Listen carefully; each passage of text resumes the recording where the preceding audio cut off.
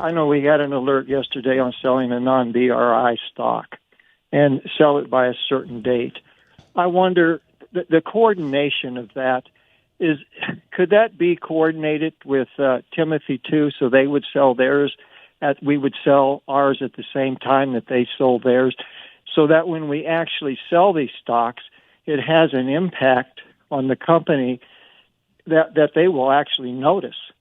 Because right now, I guess, my understanding, what I would be seeing is an alert goes out to the partners, sell a stock, and somebody sells it today, somebody sells it tomorrow.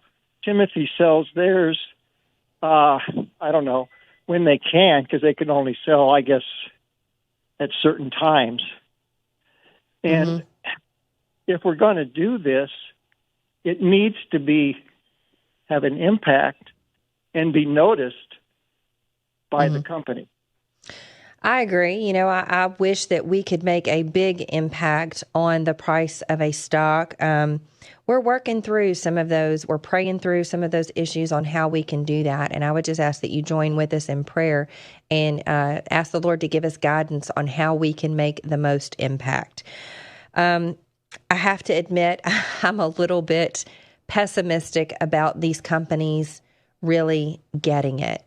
You know, there's this woke ideology that is just infecting corporate America, and it's a very, very big movement. So I don't know, maybe it's going to become like a David and Goliath kind of story where the Lord is going to give us favor and these companies are going to see these things, or it may just be that the Lord is narrowing the playing field for us and really preserving a remnant in corporate America. Now, it's not a remnant right now. It's 10% or less of publicly traded companies are violating our screens. But, you know, we are getting engaged. We are getting involved. We are getting on the radar by sending these emails. So you're right. It's not enough to just sell the company. We have to reach out. We have to be salt and light. These corporations have to hear from the other side, meaning our side, because they're hearing from the left loud and clear. And, you know, they're being pressed upon really hard. They're even they're drafting shareholder resolutions all the time. I know most people just get overwhelmed with all of the paperwork that comes, or all of the information that comes from owning a lot of individual stocks, and they just kind of get numb to it. But if you actually look through some of those proxies that you get and shareholder reports, you're going to see what's on the ballot, and you're going to see things like the left drafting these shareholder resolutions. One of their favorites right now is that the company changes its direction and becomes a public benefit corporation.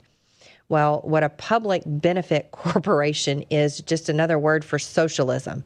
It's part of that socialist Marxist agenda that the left is pushing. They want companies to not operate in a free market society anymore. They want them to operate for the benefit of the public. And what that translates into is they want them to support with corporate profits the LGBTQ agenda, the whole gender identity mess, the marriage being redefined for other than what God says it is, the abortion, all of these things that are very near and dear to the heart of the left, which, you know, when you look into those policies, you're going to see stealing, killing, and destroying, which is the agenda of the enemy of our soul.